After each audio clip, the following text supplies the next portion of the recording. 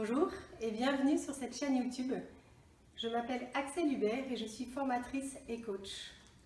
Je ne sais pas pour vous, mais pour moi, il m'est déjà arrivé de me sentir maladroite lorsque j'accompagnais un proche endeuillé ou de ressentir moi-même des maladresses alors que je vivais un deuil très proche. Avec les meilleures intentions du monde, bien sûr, il nous arrive à tous de commettre des maladresses, des écueils lorsque nous accompagnons ce proche endeuillé. Je vous propose cette petite vidéo pour lister quelques-uns de ces écueils. La première maladresse, ce serait, je crois, d'être tout simplement absent. D'éviter d'inviter, d'éviter d'être proche de cette personne endeuillée, de la regarder avec un regard fuyant ou encore un regard pesant. La deuxième des maladresses, ce serait, je crois, tout ce qui est injonction. Les il faut, tu dois, il y a qu'à. Par exemple, ce serait tu vas pas pleurer toute ta vie, maintenant il faut que tu passes à autre chose. Ou encore sois fort, sois courageux. La troisième des maladresses, ce serait d'infantiliser la personne endeuillée,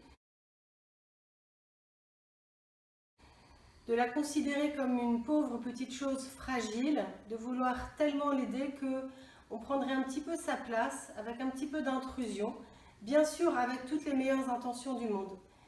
Et à l'inverse, il y aurait une autre maladresse qui serait celle d'idéaliser la personne endeuillée en la considérant comme quelqu'un de tellement fort qu'elle serait trop forte et même inaccessible.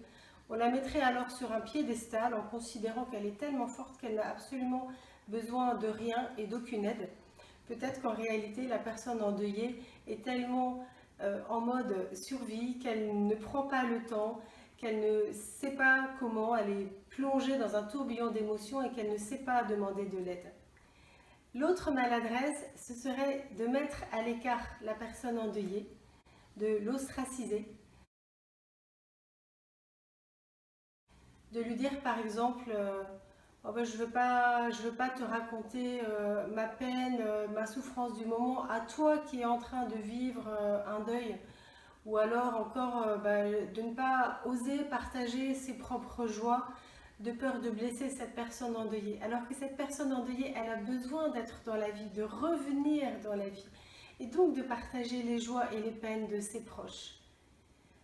L'autre maladresse, ce serait, je crois, de mettre la personne endeuillée dans un état de comparaison ou aussi de projection. Par exemple, de lui dire tu sais, le pire, c'est d'avoir perdu son enfant. C'est plus dur d'avoir perdu son enfant que son conjoint. Ou encore, c'est en fait, tu sais, toi, tu n'as eu que, par exemple, 10 ans de bonheur. Moi, j'en ai eu 50 avec telle ou telle personne qui est défunte. Alors, en fait, c'est plus dur 50 ans que 10 ans. Ou encore, de toute façon, tu n'as pas connu ton bébé. Alors c'est moins dur que si tu l'avais connu et si tu l'avais perdu quelques années plus tard. Donc tout ce qui est comparaison, tout ce qui est projection aussi, ce serait de dire tu sais, attention, le pire est devant toi. Ou encore mais tu sais, avec le temps, on oublie. Alors que la personne endeuillée, eh bien, n'a pas envie d'oublier la personne défunte et c'est important même pour elle d'évoquer tous ses souvenirs. Voilà donc quelques-uns de ces écueils, peut-être de ces pièges que l'on peut éviter, même si bien sûr c'est difficile. Et la première chose à laquelle je vous invite, c'est d'être présent. Et je dirais pour conclure aussi de penser à ces 3 filtres que nous a donné Socrate. Lorsque nous sommes dans une relation avec quelqu'un, est-ce que ce que tu veux lui dire est vrai? Est-ce que ce que tu veux lui dire lui est utile? Est-ce que ce que tu veux lui dire lui est bon et bienfaisant? Donc nous pouvons avoir en tête ces 3 filtres de Socrate pour éviter les écueils et les maladresses. Merci beaucoup d'avoir suivi cette vidéo. Retrouvez-moi prochainement sur cette chaîne YouTube. À bientôt et on continue.